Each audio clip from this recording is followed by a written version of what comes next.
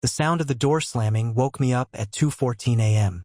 Not the creak of it opening, not the shuffle of feet, but the slam. It was loud, angry, almost deliberate. My eyes flew open, and for a moment, I thought I was dreaming.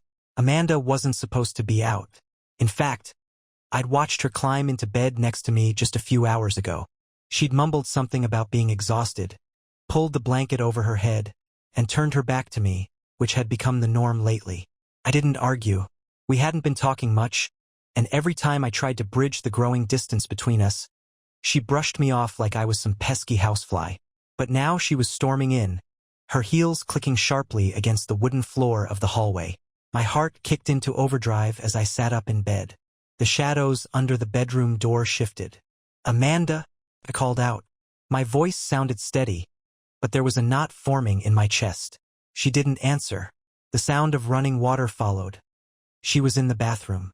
I climbed out of bed and approached the door cautiously. Her purse was lying on the floor, half open, the contents spilling out.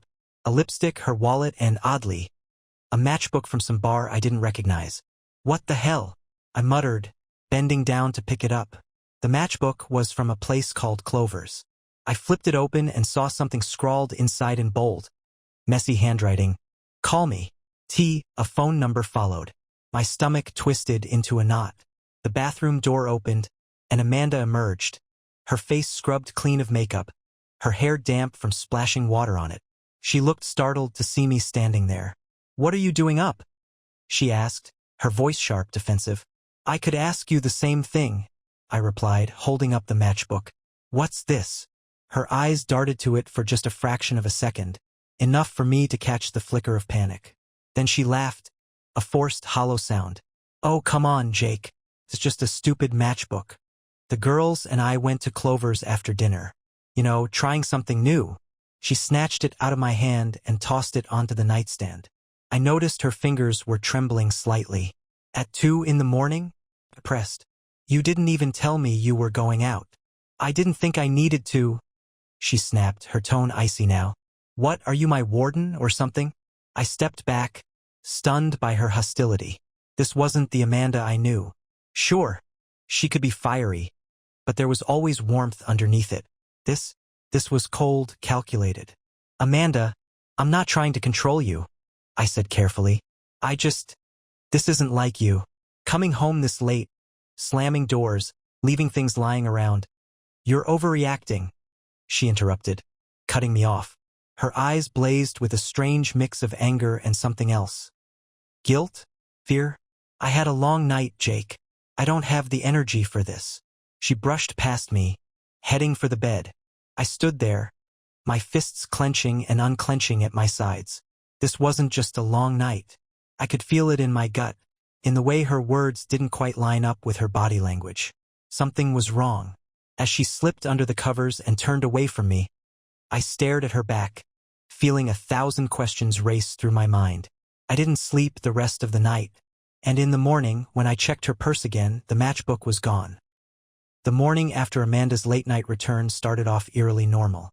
She moved around the house with practiced ease, humming to herself while pouring coffee and scrolling through her phone. It was so casual, as if nothing had happened. Meanwhile, my mind was spiraling. I couldn't shake the image of that matchbook. "Call me, T." Who the hell was T? And why had Amanda been so quick to dismiss it? My instincts were screaming. As she got ready for work, I tried to act like everything was fine. "So, how was Clover's?" I asked over my coffee mug, keeping my tone light.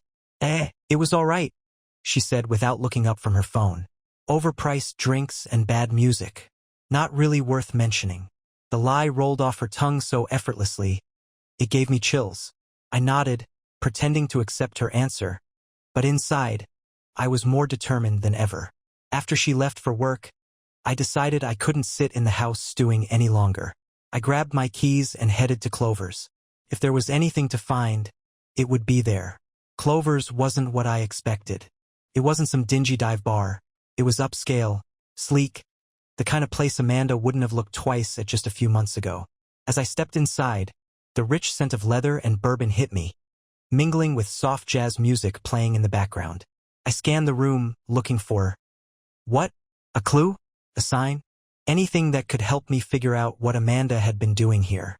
My eyes landed on the bartender, a man in his early 30s with a neatly trimmed beard and sharp eyes. "Hey," I said as I approached the bar. "Quick question. My wife was here last night with some friends. I was just wondering if you remember her." The bartender raised an eyebrow, his hands still polishing a glass. "A lot of people come through here, man. What's she look like?" "Dark hair, about this tall." I gestured. "Red lipstick, heels. Probably with a group of women." His expression didn't change, but I saw the faintest hesitation before he answered. "Yeah, I think I remember her. She wasn't with a group, though. Just one guy. Real tall, blonde, kind of flashy." The room seemed to tilt around me. "A guy," I repeated, my voice barely above a whisper. "Yeah," the bartender said, shrugging like it wasn't a big deal. "They were in the corner booth, real cozy. Left around midnight." My chest tightened. It felt like my lungs had been replaced with concrete. "Did you catch his name?" I asked, even though I already knew the answer. The bartender paused, thinking. "No, but he tipped big. Real big. Looked like one of those Wall Street types, you know? Fancy suit, expensive watch." They didn't stick around long. I nodded stiffly and muttered a quick thanks before heading out of the bar. My mind was racing, connecting dots I didn't want to connect. Amanda didn't have a work meeting that ran late. She didn't go out with the girls. She was here with him. By the time I got home, my blood was boiling. I tried to calm myself down, to think rationally, but the image of Amanda and the stranger sitting in that booth, laughing, touching, lying to me, it was too much. When Amanda walked through the door that evening, she barely glanced at me. She kicked off her heels, dropped her purse on the floor, and sighed like she just had the hardest day in the world. "Rough day?" I asked, my voice calm. She looked up, surprised, and nodded. "Yeah, deadlines. You know how it is." I stared at her for a long moment, the weight of the bartender's words pressing on my chest like a vice. I opened my mouth to say something, to confront her, to demand the truth. But then she dropped her next bombshell. "Darling, I don't love you anymore, and I want a divorce," she said, her tone unnervingly casual, like she was commenting on the weather. My heart stopped. I blinked at her, stunned into silence. The words hung in the air, heavy and sharp, slicing through everything we'd built together. "That doesn't sound too bad, darling," I managed to say, my voice dripping with sarcasm. My hands were clenched into fists so tight my nails were digging into my palms. Her expression didn't waver. If anything, she looked relieved. For a moment, the room was silent, save for the faint hum of the fridge in the kitchen. I stared at Amanda, waiting for some hint that this was a cruel joke, a moment of frustration blown out of proportion. But her face didn't soften. She just stood there, arms crossed, her eyes cold and unyielding. "You want a divorce?" I repeated, my voice low and controlled, though every fiber of my being was screaming. "Just like that? No conversation, no explanation." "What's there to explain?" she said, her tone sharp, almost bored. "We've been drifting apart for years, Jake. You just didn't notice." "Drifting apart?" I shot back, anger rising in my chest. "Is that what you call it? Because it sure as hell feels like you made the decision without me." She sighed, like I was being unreasonable. "Look, I'm not going to stand here and argue with you. This marriage hasn't been working for a long time. You're stuck in your routines, you don't listen, and honestly—" She paused, her lips curling into a smug little smile. "I've outgrown you." The words hit me like a freight train. Outgrown me? I wasn't perfect, sure, but I had given everything to this marriage. My time, my effort, my love. And now she was standing here, acting like I was some old coat she'd finally decided to throw out. "Outgrown me?" I repeated, stepping closer to her. "Is that what you told him? The guy from Clover's?" Her eyes widened for the briefest moment, a flicker of panic crossing her face before she quickly masked it. "I don't know what you're talking about," she said, too quickly. "Don't lie to me, Amanda," I said, my voice dangerously calm.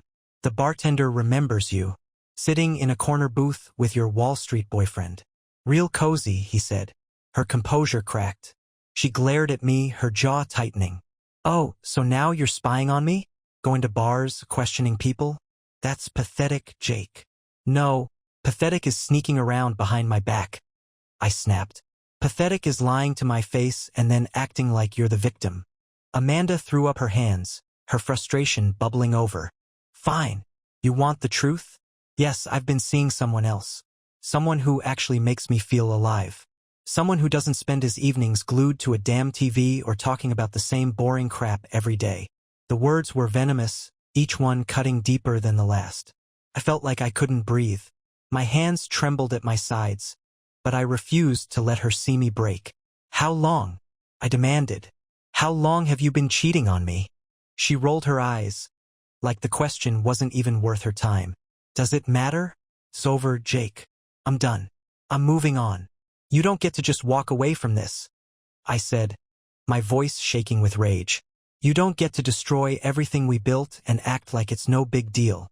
Amanda scoffed, grabbing her purse off the counter. "We didn't build anything, Jake. I did. I carried this marriage while you coasted. And now, I'm done carrying you." She turned on her heel, heading for the door. I followed her, my voice rising. "You think this is just going to end on your terms? You think you can waltz out and leave me in the rubble while you play house with your boyfriend?" She stopped, her hand on the doorknob, and turned to face me. For a moment, I thought I saw something flicker in her eyes. Guilt, hesitation, regret. But then her lips twisted into a smirk.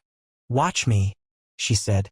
And just like that, she walked out, slamming the door behind her. The silence that followed was deafening. I stood there, staring at the door, my chest heaving with the weight of everything that had just happened. My mind raced through the events of the past few weeks, trying to piece together the clues I'd missed, the moments I dismissed as unimportant. Amanda was gone, and I wasn't sure if I wanted her to come back. I stood in the middle of the living room, staring at the door Amanda had just slammed shut. My body was frozen, my mind reeling. She was gone, and all that was left was the suffocating weight of her words echoing in my head. "I'm done carrying you." I didn't know how long I stood there, but eventually, I moved. My legs carried me to the kitchen as if on autopilot, and I found myself pouring a drink. Whiskey. Something strong enough to burn away the lump in my throat. The glass trembled in my hand, the liquid sloshing dangerously close to the edge. What had just happened? One moment I was a husband in a struggling marriage. The next, my wife had detonated a bomb and walked away from the wreckage without looking back. As I stared at the amber liquid, my phone buzzed on the counter. I almost didn't check it, but some instinct told me to pick it up. It was a message from Amanda. "I'll come by tomorrow to get my things. Don't make this harder than it needs to be." The audacity of it made me laugh. A bitter, hollow sound that echoed in the empty kitchen. Don't make this harder? She'd ripped the rug out from under me, shattered the life we'd built, and now she wanted it to be easy. I put the glass down and opened my laptop. If Amanda thought I was going to let her waltz out of this marriage without consequences, she was in for a rude awakening. The next day, I took off work and started making calls. A lawyer first and foremost. I wasn't going to let her walk away with everything, not after what she'd done. Then I called a locksmith and had the locks changed. If she wanted her things, she could get them on my terms. By the time Amanda showed up in the late afternoon, I was ready. She knocked on the door, a sound so out of place it almost startled me. She'd lived here for years, and now she was a stranger on the other side of the door. I opened it just enough to look at her. She was dressed to kill. Tight jeans, a leather jacket, her lips painted in that bold red that used to make my heart race. Now it just made my stomach turn. "What is this?" she asked, gesturing to the locked door. "You changed the locks?" "Sure did," I said, leaning against the doorframe. "You don't live here anymore, remember?" Her eyes narrowed. "I'm not here to fight, Jake. I just want my things." I stepped aside and let her in.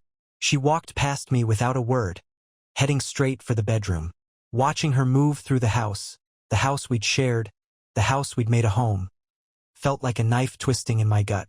As she packed, I couldn't hold back any longer. "Who is he?" I asked. She didn't look up from folding a sweater. "Does it matter?" "It matters to me," I said, my voice cold. You owe me that much at least. Amanda sighed, dropping the sweater into her bag. His name is Trevor. He's someone who makes me happy. Happy? I repeated, the word dripping with sarcasm. And cheating on your husband is what? A bonus perk. She turned to face me, her eyes flashing with irritation. I didn't plan for this to happen, Jake. But I'm not going to apologize for wanting more out of life. More out of life? I said, my voice rising. We could have worked on it, Amanda. We could have fixed whatever was broken. But you didn't even give us a chance. She shook her head, slinging her bag over her shoulder. You wouldn't have changed, Jake. You're too stuck. Stuck in your routines. Stuck in your small-minded world. Her words felt like a slap. I clenched my fists, fighting the urge to say something I'd regret. As she walked toward the door, I called out, Amanda, you're making a mistake. She paused, her hand on the doorknob, but she didn't turn around. No, Jake. The mistake was staying this long. And then she was gone. The silence she left behind was unbearable. The house felt empty, cold, as if her departure had drained it of all warmth. I wandered through the rooms, seeing her absence everywhere. The bare spaces on the walls where her photos used to hang, the empty closet, the faint scent of her perfume lingering in the air. I wanted to scream, to punch a hole in the wall, to do something to release the storm building inside me. But instead, I sank onto the couch, burying my face in my hands. The betrayal was raw, the wound gaping. But beneath the anger, the hurt, and the disbelief, one thought kept clawing its way to the surface. This wasn't over. Not by a long shot. By the next morning, my anger had morphed into something sharper. Determination. Amanda might have thought she could walk out, toss me aside like yesterday's trash, and start over with her new life. But I wasn't about to let her rewrite the story of our marriage without knowing the full truth. Trevor. The name echoed in my head like a taunt. If he was the reason Amanda had torched our life together, then I needed to know everything about him. I started digging. Social media, work contacts, mutual friends. I scoured every corner of the digital world, piecing together whatever scraps of information I could find. It didn't take long. Amanda had always been meticulous about keeping her online life private. But Trevor? Not so much. He was exactly what the bartender had described. Tall, blonde, flashy. A financial consultant with a penchant for expensive suits and luxury vacations. His Instagram was a highlight reel of yachts, champagne, and rooftop parties. And there, buried among the glossy photos, was the first real punch to the gut. A picture of Trevor and Amanda, taken just last month. She was leaning against him, her head resting on his shoulder, both of them laughing at something off camera. Her smile, the one I hadn't seen in months, was radiant. The caption read, "Living my best life." I slammed my laptop shut, my heart pounding. This wasn't just a fling. Amanda hadn't stumbled into some spur-of-the-moment affair. This was planned, deliberate. She'd been building a new life behind my back while I'd been trying to hold onto the crumbling pieces of the old one. The next step was harder. I knew if I wanted answers, I'd have to confront her in a way that left her no room to lie. I needed leverage, something that would force her to come clean. I called the lawyer I'd spoken to earlier and asked for advice. He was blunt. If you suspect infidelity, gather evidence.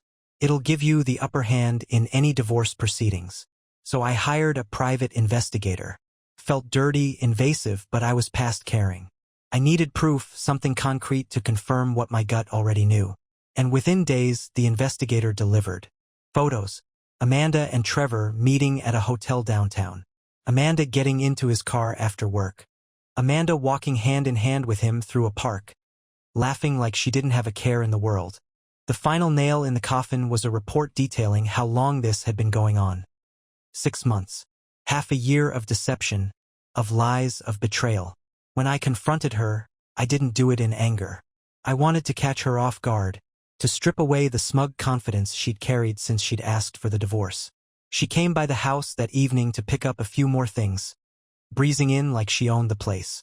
I watched her move through the kitchen, opening drawers and cabinets as if she hadn't blown up our life just days ago. "Amanda," I said, my voice calm. She didn't even look at me. "What now, Jake?" I slid the photos across the counter toward her. Who's Trevor? Her hand froze mid-reach for a coffee mug. Slowly, she turned to face me, her eyes narrowing as she took in the images. For the first time, I saw her confidence falter. "Where did you get these?" she demanded, her voice low and sharp. "That's not the point," I said. "The point is, you lied to me. For 6 months, Amanda. 6 months of sneaking around, pretending, gaslighting me into thinking I was the problem." She set the photos down, crossing her arms defensively. "And what do you want, Jake? An apology? Because you're not getting one." Her defiance lit a fire in me. "An apology?" I laughed bitterly. "No, Amanda. I don't need an apology. I need you to admit what you've done. I need you to stop acting like you're the victim in this." She smirked, a cruel edge to her expression. "Oh, grow up, Jake. Marriages end all the time. You weren't exactly a prize, you know. Maybe if you'd been paying attention, this wouldn't have happened." Her words were venomous, each one hitting me like a slap. But I didn't let her see how much it hurt. Instead, I stepped closer, my voice low and steady. "You want to play games, Amanda? Fine. But let me make one thing clear. This isn't over. You don't get to destroy our life and walk away like it's nothing. I'll fight you every step of the way."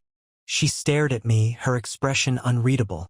For a moment, I thought I saw a flicker of regret, of hesitation. But then she picked up her bag and walked to the door. "Do what you want, Jake," she said, her voice cold. "But don't expect me to care." And just like that, she was gone again. As the door clicked shut, I stood there, the photos still on the counter, my fists clenched at my sides. Amanda had made her choice, and now I was making mine. I wasn't going to let her win. I spent the next few days preparing, and this time I wasn't running on emotions. I was thinking clearly. Amanda thought she had the upper hand, that she could bulldoze through me and leave me in pieces while she pranced into her new life with Trevor. But she underestimated me. I met with my lawyer again, armed with the photos and the investigator's report. He was impressed. "This is gold," he said, flipping through the evidence. "If she's been using joint finances to fund this affair, we can nail her in court. Even without that, this paints her in a terrible light for divorce proceedings." The thought of exposing Amanda's betrayal to the world was equal parts satisfying and nauseating. I'd loved her once. Deeply, completely. And now I was preparing to dismantle the life we'd built together. But she'd left me no choice. A week later, Amanda showed up at the house unannounced. It was the first time I'd seen her since our last confrontation, and she looked different. Her confidence had a brittle edge to it, like a mask that didn't quite fit anymore. "What are you doing here?" I asked, keeping my tone neutral. "I need to talk to you," she said, stepping inside without waiting for an invitation. She looked around the living room, her gaze lingering on the framed photos we hadn't taken down yet. I crossed my arms, leaning against the wall. "What's there to talk about? You made yourself pretty clear last time." She sighed, running a hand through her hair. "Look, I know things got heated, but I think we can handle this like adults. No need to make it messy." I raised an eyebrow. "Messy? Amanda, you cheated on me for 6 months. You lied to my face and then asked for a divorce like it was some kind of favor. You don't get to dictate how this goes." Her jaw tightened, and for the first time, I saw the cracks in her facade. "I'm just saying we can come to an agreement," she said. "We don't need to drag this out. We both deserve to move on." I stepped closer, holding her gaze. "What you mean is you want to move on. You don't want anyone digging too deep into what you've been up to with Trevor." Her eyes flashed, but she didn't deny it. "I know about the hotel, Amanda," I said, my voice calm but unyielding. "I know about the late-night dinners, the trips, the money you've spent on him. Did you think I wouldn't figure it out?" She took a step back, her face pale. "You had me followed? Don't play the victim," I snapped. "You made your bed, Amanda. Now you get to lie in it." For a moment, she just stared at me, her mouth opening and closing like she wanted to argue but didn't know what to say. Then she straightened her shoulders, her expression hardening. "Fine," she said, her voice cold. "You want to fight? Let's fight. But don't think you're going to come out of this looking like the good guy." "I don't care about looking good," I shot back. "I care about the truth. And trust me, Amanda, the truth is on my side." That night, I got a call from the private investigator. He'd found something new. "Your wife's boyfriend, Trevor," he said, his tone measured. "Turns out he's got a bit of a history. 2 ex-wives, both of whom accused him of infidelity and financial manipulation. He's not just a charmer, he's a user." The revelation hit me like a bolt of lightning. Suddenly, Amanda's actions made even less sense.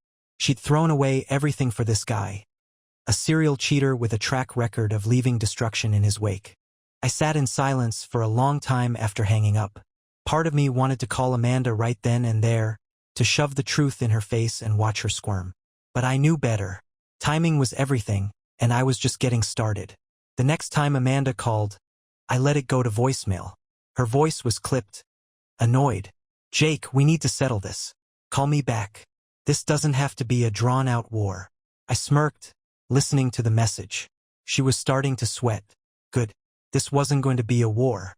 It was going to be a reckoning. Amanda's voicemail had been the first crack in her confidence.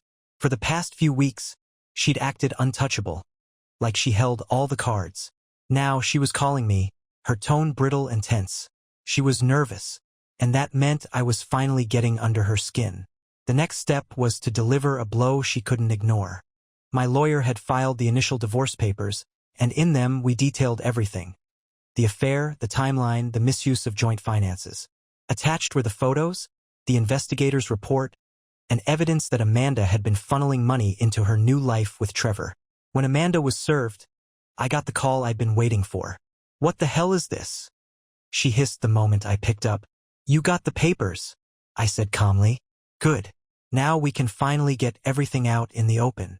"Don't act like you're some saint, Jake," she snapped. This is low, even for you." "Low?" I said, my voice sharpening. "Amanda, you cheated on me for half a year, drained our accounts to spoil your boyfriend, and then tried to waltz out of this marriage like it was nothing. You don't get to talk to me about low."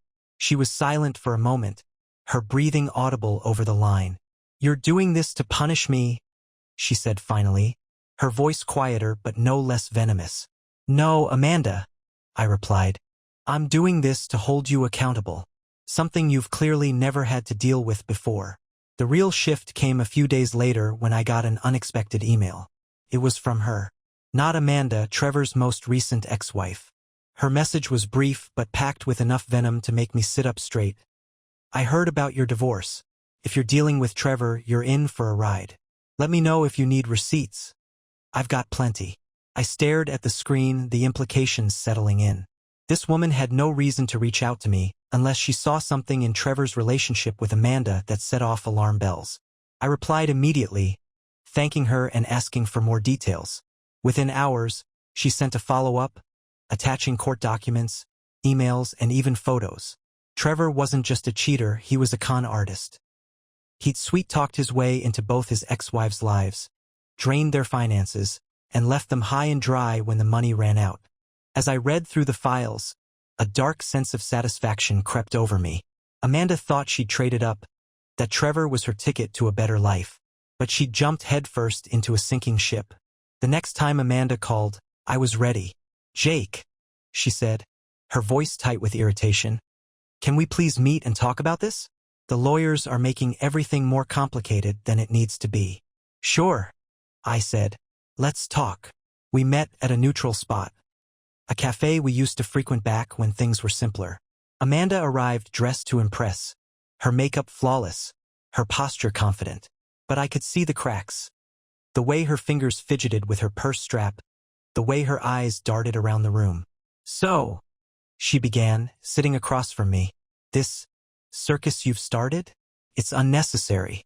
We both know how this is going to end." "Oh, I don't think you do," I said, leaning back in my chair. "Because I've been doing some digging, Amanda. And guess what I found?" She tilted her head, her lips curving into a forced smile. "Do tell." "Trevor's ex-wives," I said, savoring the way her expression faltered. "They've got some pretty wild stories about him. Did you know he's been married twice before? Or that he left both of them broke after using them to fund his lifestyle?" Her face drained of color. "You don't know what you're talking about." "Oh, I know plenty," I said, leaning forward now. "And here's the best part. They're more than willing to testify if this goes to court. So go ahead, Amanda. Build your new life with Trevor. Just don't be surprised when he wipes you out and moves on to the next victim." For a moment, she just sat there, staring at me. Then her mask slipped entirely. "You're such a vindictive bastard," she spat, her voice shaking. "No, Amanda," I said evenly. "I'm just done being your doormat. You wanted a divorce and now you're getting it. But it's going to be on my terms." She grabbed her purse and stood, her movements sharp and angry. "This isn't over," she said through gritted teeth. "Oh, I know," I replied with a smirk. "But I'm ready for whatever you've got." As she stormed out of the cafe, I felt something I hadn't felt in weeks. Power. Amanda had spent months tearing me down, erasing me from her life piece by piece. But now I was the one in control, and I wasn't letting go. Amanda didn't wait long to retaliate. A few days after our meeting at the cafe, I got an email from her lawyer demanding a financial settlement, an outrageous sum that would leave me barely able to keep the house. The nerve of it nearly made me laugh. After everything she'd done, she was still trying to take more. But I had anticipated this. My lawyer and I filed a response that not only countered her demands but outlined her misuse of marital funds during the affair. We attached the evidence of her spending habits, the photos with Trevor, and the investigator's full report. My lawyer was blunt. "She'll either back down or this goes to court and we shred her case." Amanda's lawyer responded almost immediately, requesting a meeting to negotiate terms. The tide was turning, and she knew it. On the day of the meeting, Amanda walked into the conference room with her usual air of defiance. But it was thinner now, less sure. Trevor wasn't with her. No doubt he had more important things to do than support the woman he was supposedly so enamored with. I kept my face neutral as she sat down across from me. Her lawyer started with pleasantries, trying to soften the atmosphere, but my lawyer didn't bite. "We're not here to exchange niceties," my lawyer said, sliding a folder across the table. "Let's get to the point." Amanda's lawyer opened the folder and went pale. The evidence spoke for itself. Bank statements showing funds withdrawn for hotel stays, dinners, and gifts. Photos of her and Trevor together, and the detailed timeline of her affair. "This is extensive," her lawyer admitted, flipping through the pages. Amanda glared at me. "So what? You're trying to humiliate me? You think this makes you the better person?" "This isn't about being better," I said evenly. "This is about fairness. You broke our marriage, Amanda. You lied, cheated, and then tried to leave me in the dust. Now you're facing the consequences." She leaned back in her chair, arms crossed, her jaw tight. I could see the wheels turning in her head, the cracks in her composure widening. "This doesn't change anything," she said, but her voice wavered. "You can't prove I used joint finances for Trevor." I smiled faintly, pulling out one final card. A receipt for a luxury watch she'd bought Trevor for his birthday. A purchase made with our joint credit card. Amanda's face crumpled for a split second before she composed herself. "That was—" "Don't," I interrupted. "Don't even try to justify it." Her lawyer cleared his throat, clearly uncomfortable. "Perhaps we can discuss a settlement that reflects these new developments." The settlement that followed wasn't what Amanda had hoped for. She walked away with far less than she demanded, and the bulk of the assets, our house, the savings, even some of the furniture, stayed with me. It wasn't about the money. It was about reclaiming my dignity, my strength, my life. The day the divorce was finalized, Amanda didn't even show up in person. Her lawyer handed me the signed documents, and that was it. The end of 9 years together. I heard from a mutual acquaintance a few weeks later that Amanda and Trevor had moved in together. It didn't surprise me, but what did surprise me was the news that Trevor was already showing his true colors. According to the acquaintance, he'd been spotted with another woman, and Amanda was starting to realize she'd gambled everything on a con artist. For the first time in months, I felt a sense of closure. Looking back now, I realize I've come out of this stronger than I ever thought possible. Amanda's betrayal shattered me, but it also forced me to rebuild myself from the ground up. I've learned to trust my instincts, to value my worth, and to never settle for less than I deserve. To anyone reading this who might be in a similar situation, my advice is simple. Don't let someone else's lies define your life.